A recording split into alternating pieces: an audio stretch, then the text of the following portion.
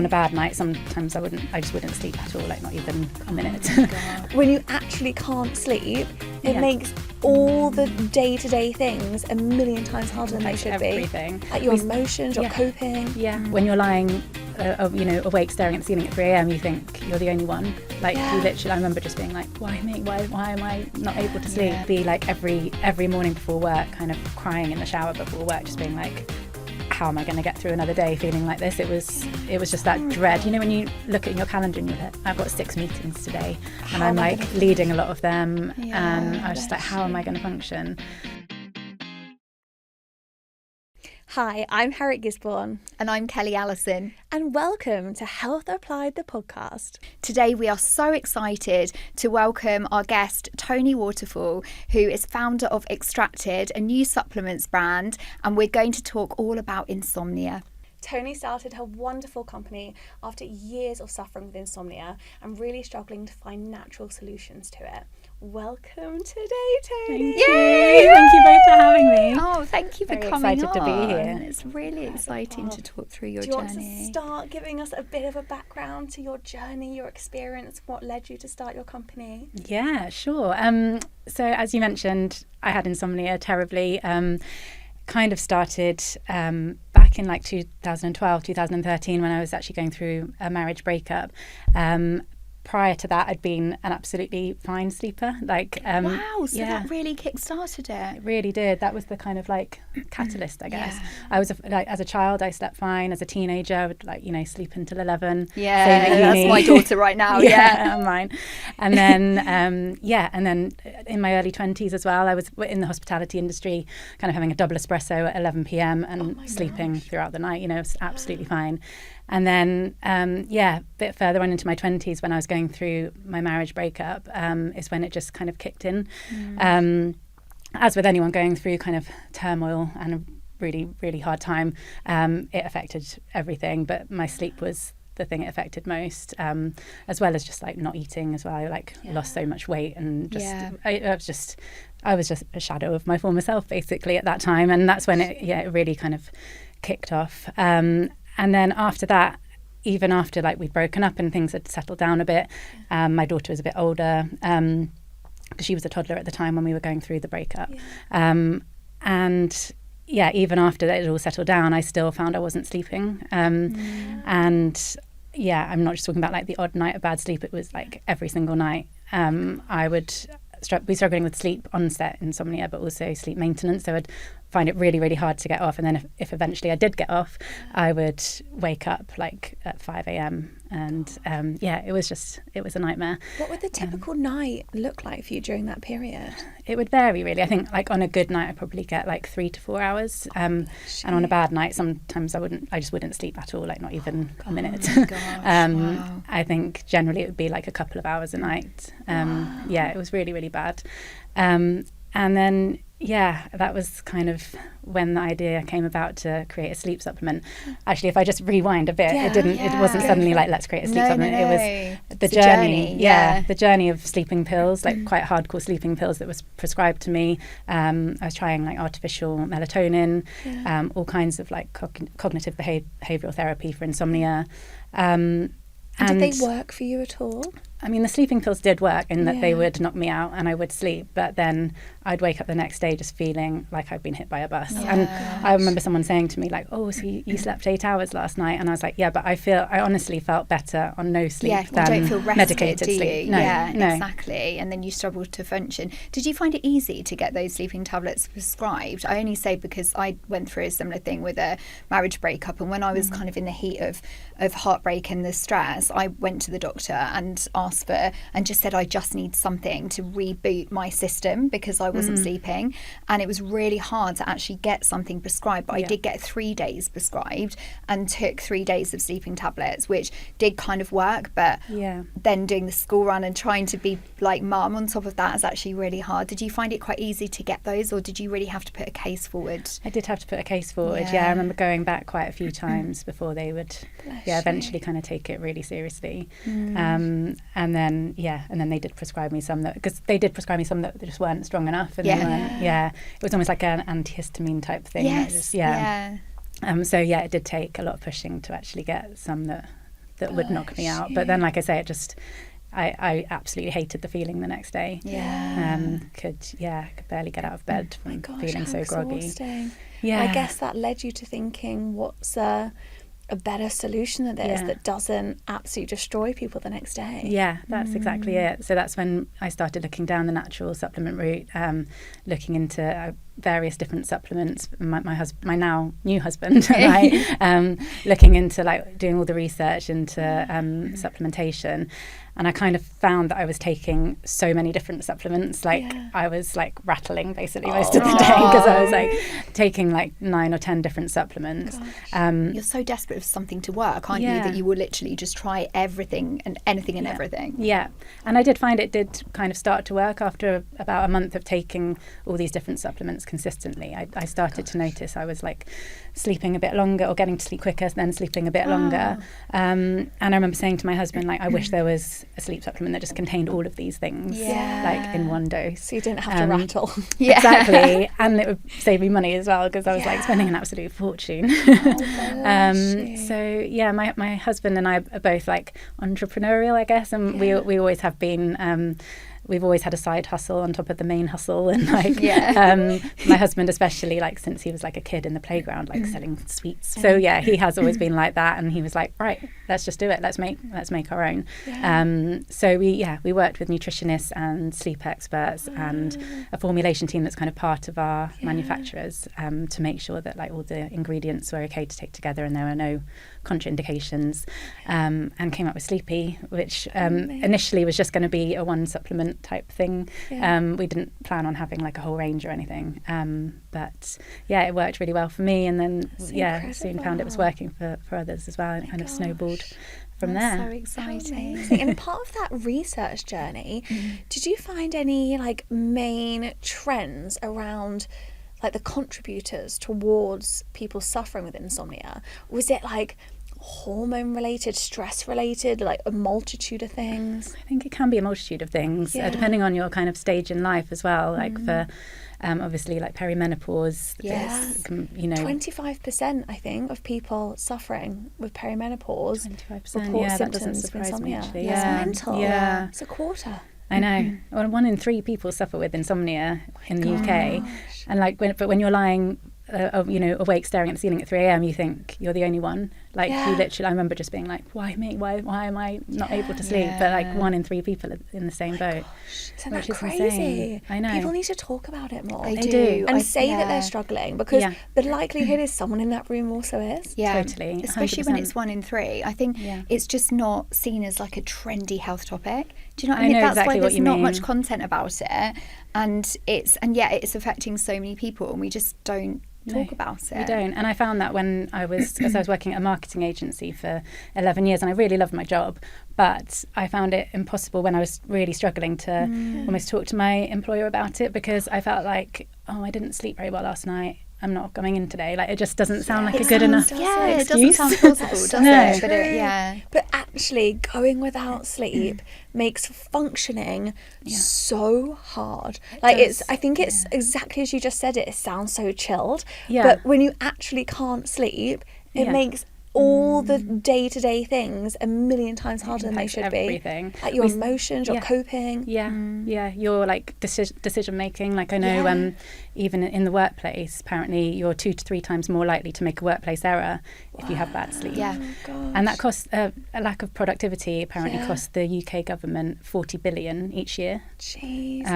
From insomnia. Wild, isn't it? Whereas if they actually invested in supporting it with better solutions, then it wouldn't cost them. I know. I wish I had been able to like talk to my employer about it and make him realise like just how bad it was. The severity of it. I think that's kind of calls more for why we need flexible working as well, 100%. and why we need that emotional intelligence in leadership, which is something I'm always banging on about. I'm so passionate about it.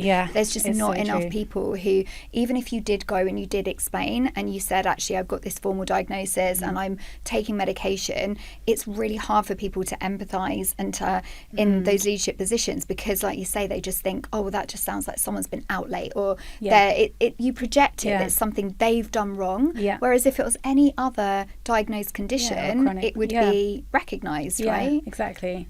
Yeah, and I think, like you say about flexible working, if my employer had have said to me, like, oh, why don't you start your day at 11 a.m? Like, that would have been so beneficial for me at that time, to be able to just shift my working hours a bit later in the day. But blows I didn't feel like I could. People don't do that, I because know. you literally can. Also, not that you want to get into this habit, but if you're up at night and you could just do a bit if you wanted to, and then have more time, and like, it's just, Which is what I do. People should be flexible. Like, everyone has different working patterns. They do. Just get the hours done when you can. Totally. Definitely. And just having that open door policy where it's like, just talk to me about anything and I'll try and understand. Like, there needs to be more of that for sure. Yeah. Oh my God. So how much of insomnia do you think is kind of driven by stress and the mental load, and how much is driven by actual kind of physical issues, physical symptoms? It's a hard one, because I think some of it is hereditary, because my dad suffers really badly with insomnia, and my grandma did, his mum. So I think it can, like, potentially be genetic. I don't know that for a fact, but in our case it does seem to have been passed down through the generations. But then I guess, like I said about it really kind of kicking off when I was going through my marriage breakup, it can take, like, stressful situations to sort of reprogram, get it to raise its ugly head. Exactly that. So I think it's kind of a combination of the two, but definitely stress plays a huge part. Like, it's one of the leading contributors of insomnia. I wonder if there's hormones related to it as well, because I read this incredible stat that women are 1.5 to 2 times more likely to suffer with it than men. And I was chatting before, I've only ever suffered with it during my first pregnancy. And I didn't have it before and I didn't have it after. And literally during that time, I was like, what is happening to my body? And the only thing I can think of is the hormones related. And then when you have the stat of women being 1 to 2 times more likely to suffer from it, I think there must be something in there, because hormones are so powerful. Definitely. And I think, like, around the time of your period is a real time for insomnia for a lot of people. Really? So it's cycle it's dependent. got to be, it's got to be linked. And again, perimenopause, like, there's definite link. So many people suffering at so many different times. Do you know what's interesting as well is how underreported it is? Because given that in Western countries, we said 1 in 3 people, so a third of people are actively kind of suffering from insomnia. Only 30% actually ever go and seek help, even though they have very debilitating symptoms. Really? Why do you think that is? What's stopping people from getting help?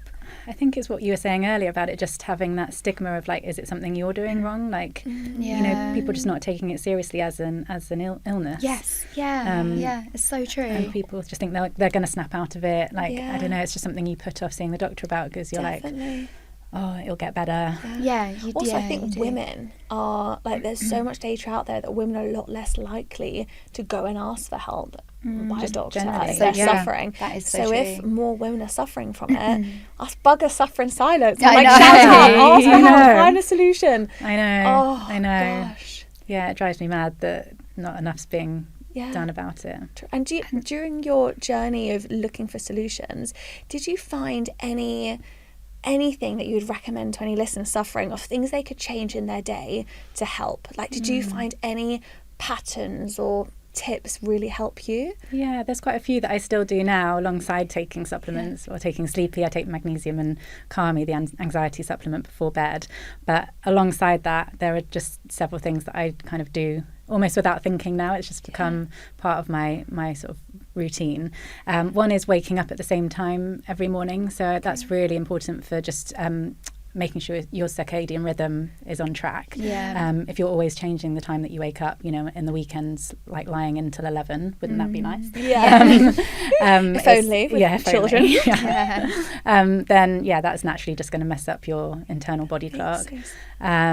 Keeping the room dark and cool as well. Like, I'm quite a cold person, and I hate being cold. Like, That's like you. That's like me. Oh, you like that as well? And like, as soon as I get home, like, dressing gown on, that's like me. slippers, like Fluffy cozy socks. socks. I wear an eye mask every single night. Oh, do you? My youngest daughter does. She really? swears by it. It's like a around comfort. The drowsy ones, the silk ones, they're really comfortable. I need to invest in a drowsy one. Mine's just like an Amazon jobby, but the drowsy one, I'm going to put that on my birthday list, I think. That really makes a difference, just to keep the light out. What else do I do? Just making sure I'm not like scrolling on my phone just before bed, which is so tempting. I'm guilty of that. I So go we all every are. night. So tempting. It's like the light, the dopamine, it just keeps you going, doesn't it? I know. It And sometimes the does. evening's like the only chance you have to chill, because you've just been non-stop all day, and you just want to have that time on your phone. But for me, like it's not even really the blue light, it's the content that I'm consuming. It's just like you say, the dopamine hit, and that's not good just before bed. I find it totally wakes me up. Like when I so like being pregnant, I really struggle to sleep through the night because I need to wee. So but I now consciously don't check the time, because I know that when the light goes on it'll wake me up, and then when I know what the time is, I'll be thinking, oh, I've got this much time left. So I'm like, okay, pee, and I literally try and just open my eyes enough to like navigate the stairs to get to the bathroom. And I just telling myself, I'm like, don't think of anything. I literally talk to myself saying, and then if my brain goes to like a work thing, or I'm like, no, don't do that, get back into bed, don't think about it. I do that. It's really hard. And I don't check my phone either, and like, because I always used to be like, oh, what time is it, how long have I got left? But I'm just like, I have no idea what time it is. Did you find that stressed you out more when you were suffering and not sleeping throughout the night? Did the clock watching is just the worst, because you just can almost like see it ticking down, thinking like, I've got like 2 hours till I need to be up, and I still haven't slept, and it's just the added pressure. It is pressure. It's that word, pressure. Absolutely. I can completely relate to that. And I really think since I've taken that pressure away, alongside everything else I'm doing, I've just like had a bit of a mindset shift as well, and I'm just like, it's okay, sleep will come. Like, I just don't put pressure on, and I'm just like, just use this time to think nice thoughts. And exactly. resting is better than not sleeping. You know, just having that. Your body in that state of relaxation, really nice. and just having taking away that pressure. That's why I wanted to get an Aura ring. So good. Oh, is it? Yeah. But I wasn't sure if it would add the pressure again. No. I feel like I'm confident enough that I could get an Aura ring now. I think you'd be fine. I've literally used this pretty much since when Aura came out. Really? And one of the kind of I don't use it so much for the readiness score. So the readiness score kind of tells you how ready you are for your day. What I freaking love is when you're about to come down with something, it auto detects, and it will tell you and say, today your heart rate is elevated above your baseline, very slightly, nothing to worry about. You might consider taking like an easier day today. Don't go to the gym or whatever. And then like 2 days later, you'll end up with a temperature, and then you'll be poorly, you'll have a cold or whatever. It's so clever. So it's all the micro indicators in your body which are telling you. So that's a really good feature for me. But I think the main thing is when I wake up in the morning, the first thing that I do is go onto my Aura app, and I see how much sleep I've had. And it never, even if sometimes, like if I looked now, it would probably say to me 3 hours last night, and it would have all the white lines of awake, which are all the times the kids come in, right? But it doesn't stress me out, because I go, oh, okay, well, that's just a fluke evening. That's going to be okay. So now I know, like, knowledge is power, so I don't let it stress me, but I use that as information to actually go, why don't I get an early night tonight? Like, why don't I obviously just not go out, because I don't really go out as a mum anymore, but why don't I just kind of just chill? That's, and a couple of things that have really helped me as well. I have started taking the supplement Sleepy, and I've used it for maybe a month now. Honestly, hand on heart, I have noticed a huge difference, and you can see the data on my Aura ring as well. I can send you the data. What type of difference? I'd love to know, like, how. So I've got a little routine now. So I used to dread going to bed because I knew that I would struggle to. And what I normally do, it's a pattern, which is really bad, and I don't recommend this. But my working time, I work more efficiently in the evening because no one's around. So I put the kids to bed, and then I work because I can't be bothered by the team, or there's nothing else going on, so I can just work. But then you're on your phone, you're on your laptop, you kind of and then I dreaded going to bed because I knew I couldn't sleep, my mind's so active. So what I now do is I go up to bed, I take the supplements, I sit there and chill, I do a little bit of like breath work, but only short, and then what do I do then? I scroll on my phone, and that's exactly what we were saying not to do, right? What I do after that is go onto Audible, and I fall asleep every night with a half an hour timer on, listening to a calming book. So a book I'm listening to at the moment is called The Book of Awakening, and it's little micro short stories, so multiple short stories, and it just they're little parables, and they're really uplifting and they're very calm. And I lie there and I think about 3 things that I'm really grateful for in my day that happened, even if I don't know what they're going to be today, right? Because like, just FYI, I've had a really stressful morning. But I'm still going to find 3 things like that I'm really grateful for. And I think that then puts you into a different state of mind. Yeah. And I think that in combination with the supplements, that's then actually giving me something into my body, and that's also then altering the mental state. So it's both of those things that I think have made a massive difference. Such a good combination. Yeah. I'm definitely going to try that audiobook. It's really nice. You can just fall such a good asleep, idea. and when your subconscious is at its most powerful right before you drift off to sleep. So anything that you're programming in during that time, whether it's manifesting content or anything, as long as it's not stressful, it's very calming, very peaceful, you're actually more likely to retain that, and it actually is going to stick and do something. So Wow. So cool. What about diet? Like, did you find that's a good one. Yeah. through your research that diet had a big impact? Yeah, definitely. Diet and the time you eat as well, like before really? bed.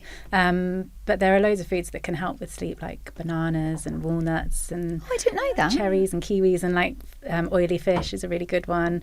So I did try and incorporate a lot of that into my diet, make sure that I wasn't having any like really sugary foods just before bed for obvious reasons. You're going to get a massive sugar spike. And just I do like the 3-2-1 rule. So no food 3 hours before bed, no drinks 2 hours before bed, like no liquid, I mean, and no screens 1 hour before bed. And it's quite easy to remember, like 3-2-1. I need I to love implement that. that. I really Yeah, like it's a that. good Although one. the issue is I'm going to bed at like 8 p.m. at the minute. Oh, so you have I need to eat finish it. eating by 5.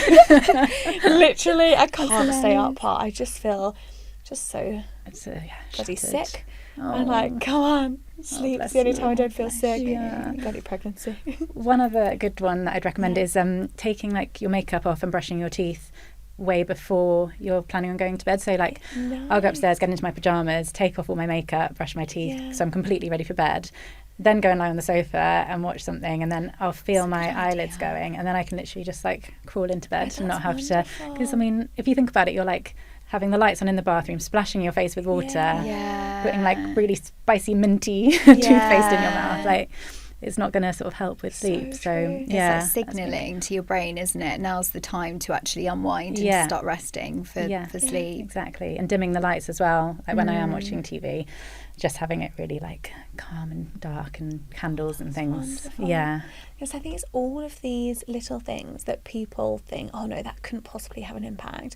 But if you become, and that's what we love to do through this podcast, is educate. And I think all of those little things, if you become aware of them and you bring them together and you feel in control and calmer about the situation, hopefully that has the biggest like collective power. Definitely, yeah. And just sharing your tips with other people, not gatekeeping anything, just making sure it's out there. Yeah. So I've learned stuff from both of you guys today. So. Oh, I love that. Oh.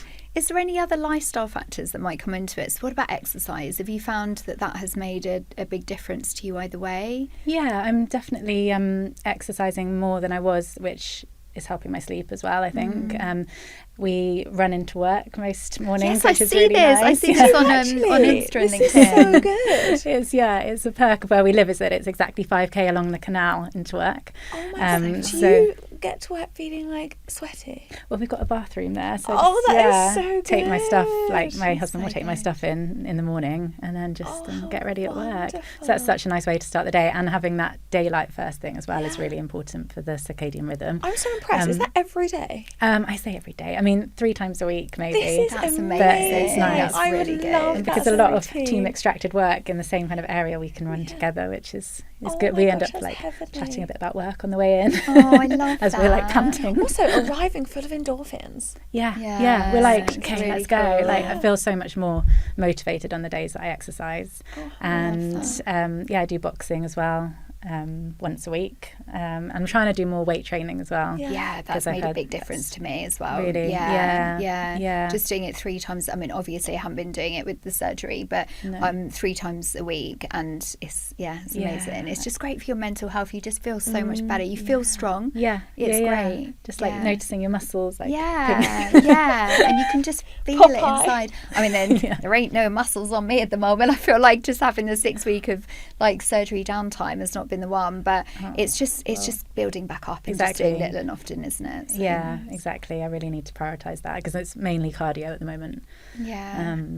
So yeah, the combination's good. I have a question about the Extracted team. So you just mentioned about you guys running to work and things. So one of the things that, and if you don't follow Toni on socials, go do it, because she's absolutely fantastic. I always love your stories and content and things, especially on LinkedIn as well as Instagram. But just in general, one of the things that I love is that you guys are a bit of a family, extended family, and an actual, not just a work family in the sense of saying that you're kind of coming together, but it's actually your family members. And I would love to hear more about how that works. It's slightly off topic, but I think it's actually really nice. Yeah, we love it because we all get on so well. I think you have to get on well with your family members to make it work. Yeah, can you imagine? Yeah, imagine all the bickering that would go on. Bastard husband, yeah. So yeah, you definitely have to get on and just like each other as people, and have the same kind of values and goal, like you're all driven towards the same goal and mission. You've got a good work ethic, I think is really important. But for us, it just works really well. And because like they're your family, you like trust them with your lives. Yeah. So and you know they care. They care so much. Yeah. And that's just, it's been, I do have to like pinch myself most days about how lucky we are to have this kind of work family that is our family. So I mean, we do have other employees as well as family. You don't just have to be related. Yes. Yeah, and in your CV, are you related to me? No. Yes, I know. Can't come in, sorry. Could be on ancestry.com. How far can I do this? So the Centre of Disease Control and Prevention advises that most adults need 7 hours of sleep a night. And we know that most people are not getting... I wish I got 7 hours a night. I know, right? So how was that for you, Toni, when you came about actually seeking help, that moment where you thought, you think, I've got to do something about this now? I think it was probably after having like severe chronic insomnia, when I was talking about having like 1 to 2 hours sleep a night for... I think it was probably about 3 months actually. 3 months, it should have been 2 weeks when I did something, but it was about 3 months. And I remember I'd be like every morning before work, kind of crying in the shower before work, just being like, how am I going to get through another day feeling like this? It was just that horrible. dread. You know, when you look at your calendar and you're like, I've got 6 meetings today, and I'm like leading a lot of them, and I was just like, how am I going to function? And I remember one day being at work, having a really busy day, and my colleague who sat next to me looked at me and was like, you look exhausted. Are you okay? And I was like, yeah, like women a lot of the time do, like, yeah, I'm fine. Knowing full well I wasn't fine. I was like, I'll get an early night tonight. Being like, yeah, right. Yeah, no. And I remember it was winter, and I remember leaving work, it's like 5:30, driving back in the car, and it was raining.